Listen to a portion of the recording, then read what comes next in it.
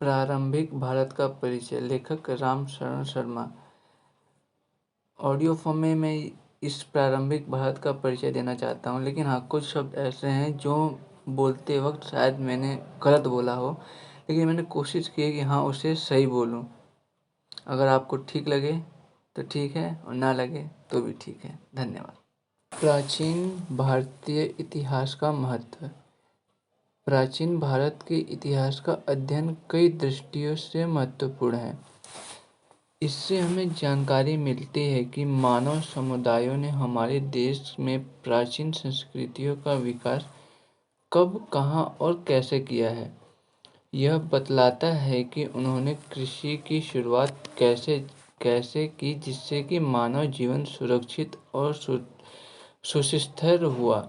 इससे ज्ञात होता है कि प्राचीन भारत के निवासियों ने किस तरह प्राकृतिक संपदाओं की खोज की और उनका उपयोग किया, तथा किस प्रकार उन्होंने अपने जीवन के साधन जुटाए। हम यह भी जान पाते हैं कि उन्होंने खेती, कताई, बुनाई, धातु कर्म आदि की शुरुआत कैसे की, कैसे जंगलों की सफाई की और कैसे ग्रामों, नगरों तथा अंततः राज्यों की स्थापना की। कोई समुदाय तब तक सभ्य नहीं समझा जाता जब तक वह लिखना न जानता हो। आज भारत में जो विभिन्न प्रकार की लिपियां प्रचलित हैं, उन सबका विकास प्राचीन लिपियों से हुआ। हमारी आज की भाषाओं का भी वही हाल है।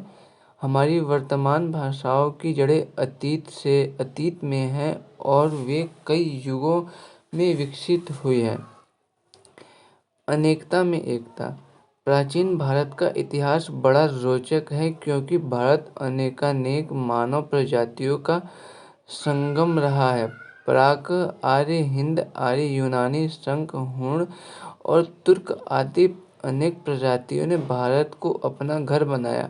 प्रत्येक प्रजाति ने भारतीय सामाजिक व्यवस्था, शिल्पकला, वास्तुकला और साहित्य के विकास में यथाशक्ति अपना अपना योग्य दिया।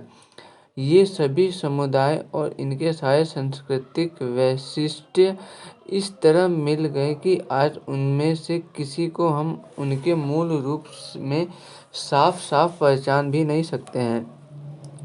प्राचीन भारतीय संस्कृति और विलक्षणता यह रही है कि इसमें उत्तर और दक्षिण के तथा पूर्व और पश्चिम के सांस्कृतिक उपादान समेकित हो गए हैं।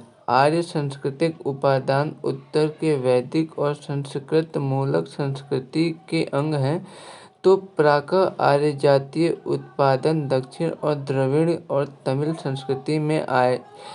संस्कृति से आए हैं। लेकिन द्रविड़, मुंडा और अनेक संस्कृतेतर भाषाओं के बहुत सारे शब्द उन वैदिक ग्रंथों में भी पाए जाते हैं जिनका काल 1500 से 500 ईसा पूर्व के बीच बताया जाता है। ये शब्द प्रायद्वीपीय एवं वैदिकेतर भारत से संबद्ध विचारों, संस्थाओं, उत्पादनों और निवासियों के द्योतक हैं। इसी प्रकार पाली और संस्कृत के बहुत शब्द जो गंगा के मैदानों में विकसित विचारों और संस्थाओं के द्योतक हैं, वे लगभग 300 ईस्वी पूर्व से 600 ईस्वी पूर्व संगम नाम के प्रसिद्ध प्राचीनतम तमिल ग्रंथों में मिलते हैं। इनमें भारत के पूर्वांचल ने भी, जहाँ प्राक आर्य जातियाँ बसी हुई हैं, अपना योगदान किया है।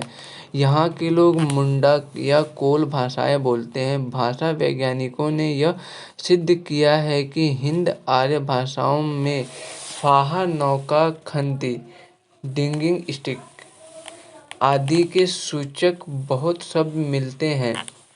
वे मुंडा भाषाओं से लिए गए हैं। यद्यपि छोटा नागपुर के पठार में बहुत से मुंडा परिसर हैं, फिर भी मुंडा संस्कृति का पुरावेश उतना नहीं है जितना द्रविड़ संस्कृति का। द्रविड़ भाषा के भी अनेक शब्द हिंद आर्य भाषाओं में पाए जाते हैं। ऐसा माना जाता है कि वैदिक भाषा में जो ध्वन्यात्मक और शब्दात्मक परिवर्तन लक्षित होते हैं उनकी व्याख्या मुंडा प्रभाव के आधार पर जितनी की जा सकती है उतनी ही द्रविड़ प्रभाव के आधार पर। भारत प्राचीन काल से ही विविध धर्मों का प्रांगण रहा है। प्राचीन भारत में हिंदू, जैन और बौद्ध धर्मों का उदय हुआ, परंतु इन सभी धर्मों और संस्कृतियों का पारस्परिक सम्मिश्रण और प्रभाव प्रतिप्रभाव इस प्रकार हुआ कि लोग भले ही भिन्न भिन्न भाषाएं बोलते, भिन्न भिन्न धर्मों को मानते और भिन्न भिन्न सामाजिक रीति रिवाजों पर चले हों, पर सारे देश में सभी की एक सामान्य जीवन पद्धति है। हमारे देश में विभिन्नताओं के बावजूद भीतर से गहरी एकता झलकती है।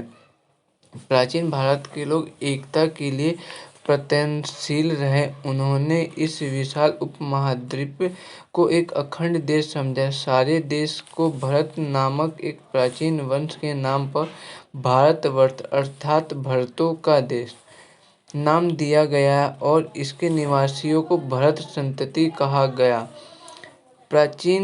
हमारे प्राचीन कवियों, दार्शनिकों और शास्त्रकारों ने इस देश को अखंड इकाई के रूप में देखा।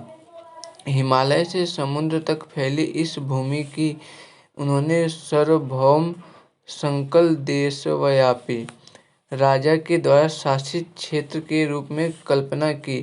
हिमालय से कन्याकुमारी तक, पूर्व से ब्रह्मपुत्र की घाटी से पश्चिम में सिंधु पार तक अपना राज्य फैलाने वाले राजाओं का व्यापक रूप से यशोगान किया गया है। ऐसे राजा चक्रवर्ती कहलाते थे। देश में इस प्रकार की राजनीतिक एकता कम से कम 2 बार प्राप्त हुई थी। ईसा पूर्व 3री सदी में अशोक ने अपना साम्राज्य सुदूर दक्षिणांचल को छोड़ सारे देश में फैलाया। फिर ईसा की 4ठी सदी में समुद्रगुप्त की विजय पताका गंगा की घाटी से तमिल देश के छोर तक पहुंची। 7वीं सदी में चालुक्य राजा पुलकेशिन ने हर्षवर्धन को हराया, जो संपूर्ण उत्तर भारत का अधिपति माना जाता था। राजनीतिक एकता के अभाव की स्थिति में भी सारे देश में राजनीतिक ढांचा कमोबेश एक जैसा रहा। विजेताओं और सांस्कृतिक नेताओं के मन में भारत का भान अखंड भूमि के रूप में ही हुआ है।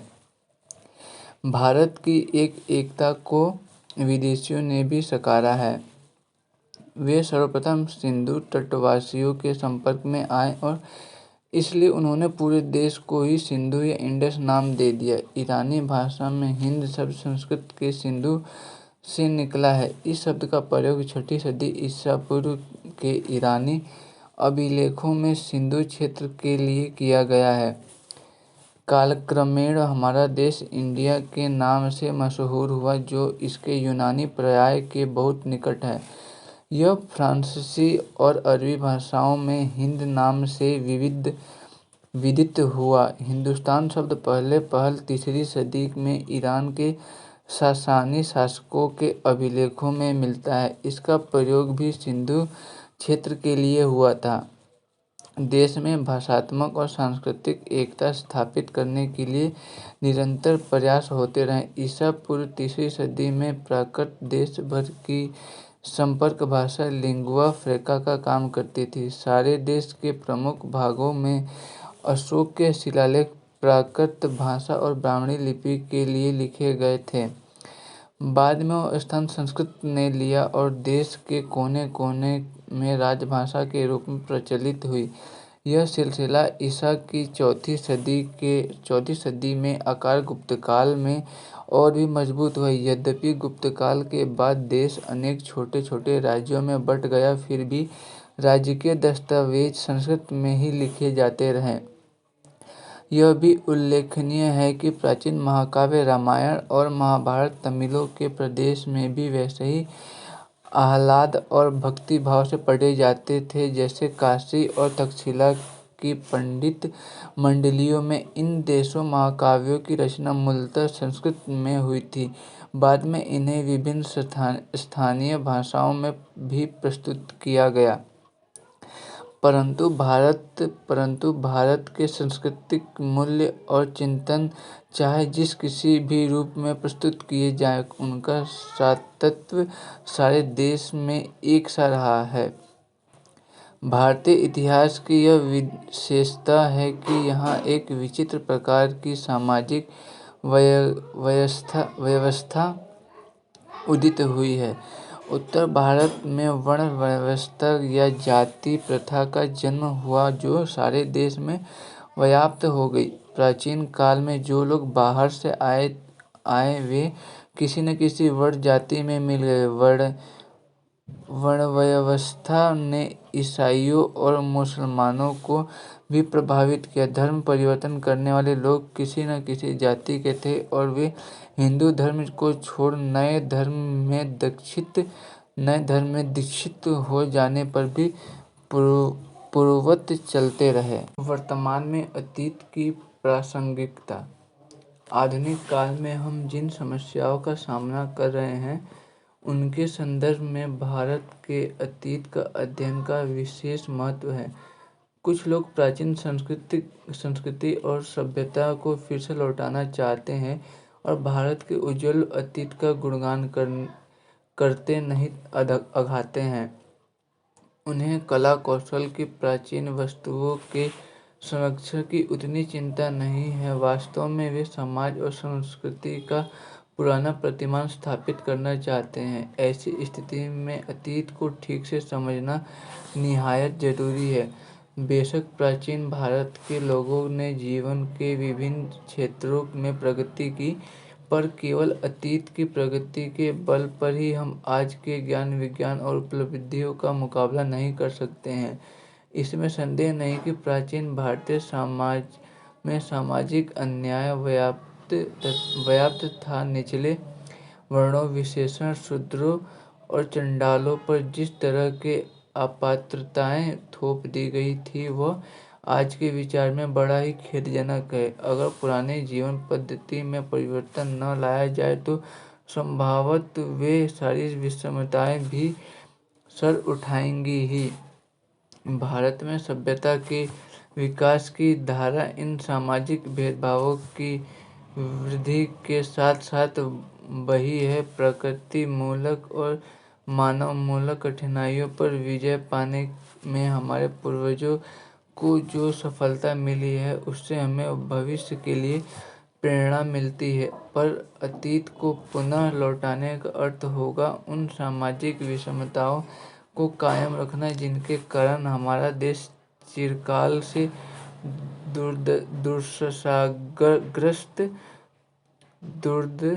दुर्दशाग्रस्त रहा है।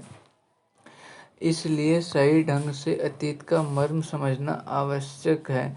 प्राचीन मध्य और उत्तर काल की बहुत सी रूढ़ियाँ वर्तमान काल में भी हमारा पीछा करती आई है। पुराने लोकाचार, मान्यताएं, सामाजिक रीति रिवाज और धार्मिक कर्मकांड विधियाँ लोगों के मन में इतनी गहराई तक पहुँची हुई है कि इनसे छुटकारा पाना आसान नहीं है। दुर्भाग्यवश ये पुराने दुराग्रह व्यक्ति और राष्ट्र दोनों के विकास को रोकते हैं। इस तरह की बातों और उपनिवेशीय परिस्थिति में जानबूझकर बढ़ावा दिया जाता रहा। जब तक समाज से अतीत के ऐसे दुराग्रहों को दूर नहीं कर देंगे तब तक भारत तीव्र गति से आगे नहीं बढ़ सकेगा। जातिवाद और संप्रदायवाद देश की एकता कायम रखने और उसे प्रगति के रास्ते पर आगे ले जाने में बाधक बने हुए हैं। जाति प्रथा और पूर्वाग्रह पढ़े लिखे लोगों के मन में भी शारीरिक श्रम और प्रतिष्ठा को घुसने नहीं देती और सामान्य हित में एकताबद्ध नहीं होने देती। महिलाओं को नागरिक अधिकार भले ही मिल गए हो, लेकिन समाज में युगों से दबी रहने के कारण वे अपनी भूमिका निभाने में समर्थ नहीं हुई है। निम्न वर्ण के लोगों का भी यही हाल है। प्राचीन भारत के अध्ययन से हम तह में बैठ कर पता लगा सकेंगे कि इन दुराग्रहों की जड़ें कहाँ हैं हम उन कारणों को ढूंढ निकाल सकेंगे जिन पर जाति प्रथा और महिला के पराधीनता टिकी हुई है और संकीर्ण संप्रदायवाद को बढ़ावा मिल रहा है। अंततः अंततः प्राचीन भारत का इतिहास केवल उन्हीं लोगों के लिए प्रासंगिक नहीं है जो जानना चाहते हैं कि अतीत का वह उज्ज्वल स्वरूप क्या है जिसे कुछ लोग फिर से लौटाना चाहते हैं, बल्कि उन लोगों के लिए भी जो देश की प्रगति में बाधा डालने वाले तत्वों को पहचानना चाहते हैं। कालक्रम 1500 ईस्वी पूर्व से 500 ईस्वी पूर्व के बीच वैदिक मूल ग्रंथों में द्रविड़ और असंस्कृत शब्दों का उल्लेख। 300 ईस्वी पूर्व से 600 ईस्वी पूर्व में संगम इतिहास। 3री शताब्दी ईसा पूर्व लोक भाषा के रूप में प्राकृत।